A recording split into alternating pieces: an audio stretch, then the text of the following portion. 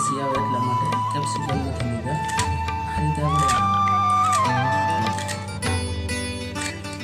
પટંગથી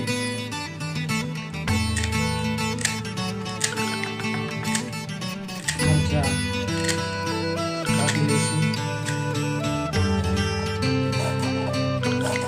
આ રીતે આપણે કોથમીર છે એનું આપણે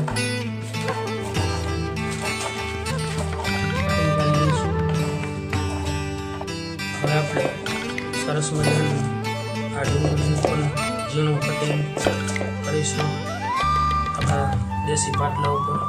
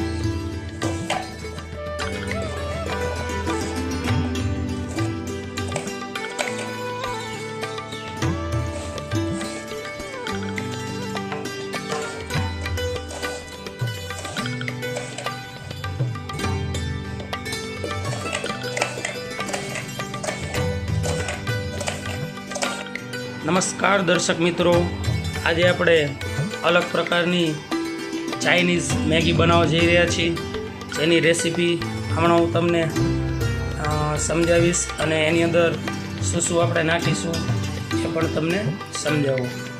હવે આપણે સૌપ્રથમ આ ગાજર આવે છે એ આ ગાજર છે એ નાખીશું। પછી એમાં આ ડુંગળી છે, ડુંગળી નાખીશું। પછી આ ટમેટા છે, ટમેટા નાખીશું। પછી ધાણાભાજી જે કોથમીર છે તે કોથમીર નાખીશું અને આપણે આ સરસ મજાના ઘરે હોય દેશી મરચાં નાખીશું। પછી આપણે અલગ પ્રકારની બનાવીશું એટલે અમૂલનું જે બટર છે એ બટર, પછી ચીઝ, પછી એમાં કિસાન ટોમેટો કેચઅપ, પછી 4 પેકેટ આપણે તમે જોવો છો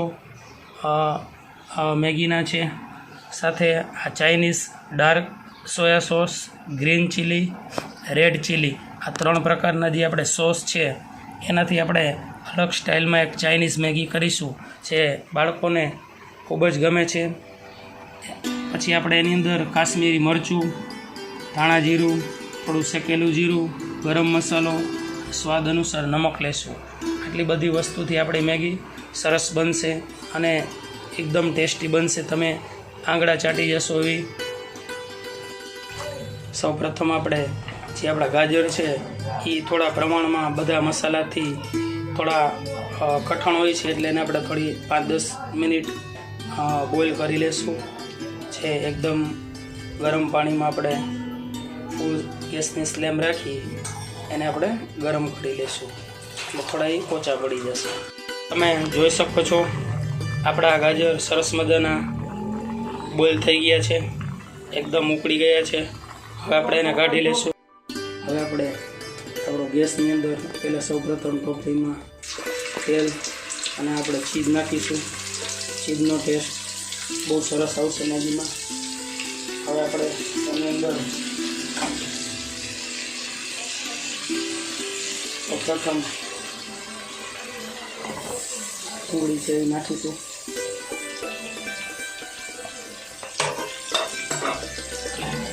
પછી આપણે એની અંદર આ ગાજર છે એ આપણે ચોકડીમાં ક્રશ કરેલા આપણે ગાજર આપણે અંદર નાખીશું.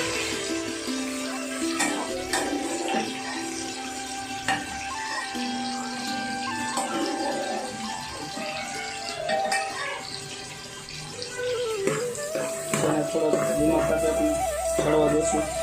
હવે આપણે એની અંદર આપણા ટમાટર છે તે નાખીશું. પછી આપણા મરચાં છે તે નાખીશું.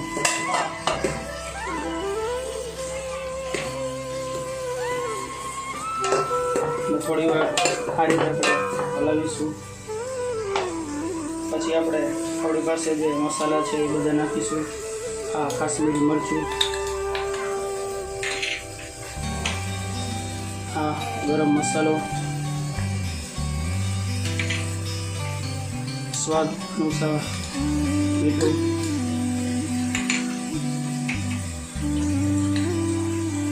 આ મેગીનો મસાલો,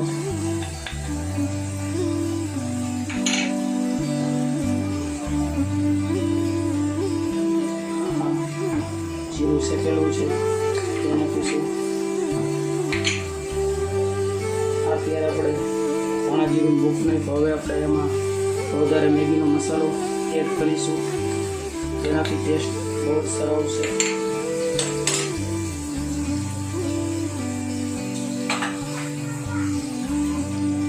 હવે આપણે એની અંદર બધા સોસ છે એ નાખીશું. ચીલી સોસ છે બધા છે, ગ્રીન ચીલી પ્રમાણમાં જ નાખીશું. આ ડાર્ક સોયા છે એ એકદમ ફ્લેવર મુજબ થોડુંક નાખીશું. હવે આ જે ગ્રીન ચીલી પછી આ રેડ ચીલી ગ્રીન ચીલી 3 જાતનો સોસ નાખીશું.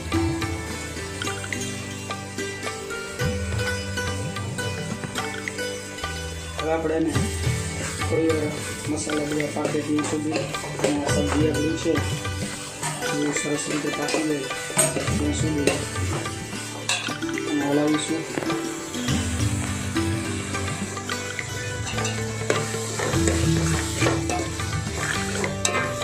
એકદમ સરસ સ્મેલ આવી રહી છે.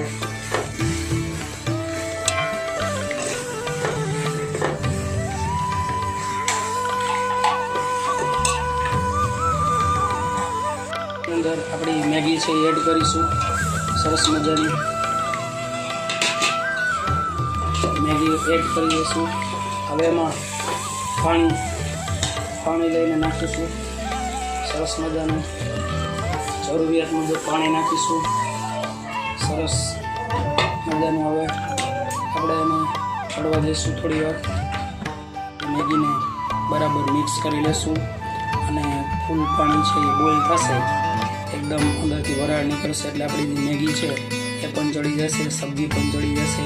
તમે જોઈ રહ્યા છો એકદમ સરસ મજાની ડિલિશિયસ ટેસ્ટી સ્વાદિષ્ટ મેગી બની રહી છે. એને આપણે થોડા અંતરે થોડું હલાવીશું જેથી કરીને જે મેગી છે આપણે એ કાચી ન રહે. પછી આને 5-10 મિનિટ હજી આપણે બોઇલ થવા દઈશું. મેં અત્યારે આ જોઈ રહ્યા છો આપણી મેગી છે એકદમ બોઇલ થવા માંડી છે અને પરપજી છે એ સરસ મજાના ઉપર આવે છે જોઉં છું. હવે આપણે બિલકુલ આપણી મેગી કાચી નહીં હોય, સરસ મજાનું જો આ રીતે આપણે થોડી વાર હજી બોઇલ થવા દઈશું જેથી આપણી મેગી છે એકદમ ચડી જશે. અંદરની સબ્જી છે એ પણ કાચી નહીં રહે અને એકદમ સરસ મજાની આપણી મેગી એકદમ ડિલિશિયસ આ જો બોઇલના પરપોટા છે એ સરસ મજાના ઉપર આવે છે. હવે આપણે એને હલાવીશું અને હલાવીને એકવાર એને ચેક કરીશું. સરસ. હવે આપણે લગભગ આપણું મેગી છે એ રેડી જ છે. હવે આપણે એની અંદર છેલ્લે લાસ્ટમાં કોથમરી છે એ એડ કરીશું અને મિક્સ કરી લઈશું સરસ મજાની. એકદમ સરસ મસ્ત ટેસ્ટી યમી મેગી આપણી એકદમ રેડી છે. 5 મિનિટ હજી એને આપણે બોઇલ કરશું. જેમ બોઇલ થશે એમ બધી સબ્જી અને મેગી ચડી જશે. એટલા માટે આપણે એને ફરીથી હજી 5 મિનિટ બોઇલ કરીશું તો આપણી સરસ મજાની યમી ટૂંકા ટાઈમમાં થતી મેગી રેડી છે.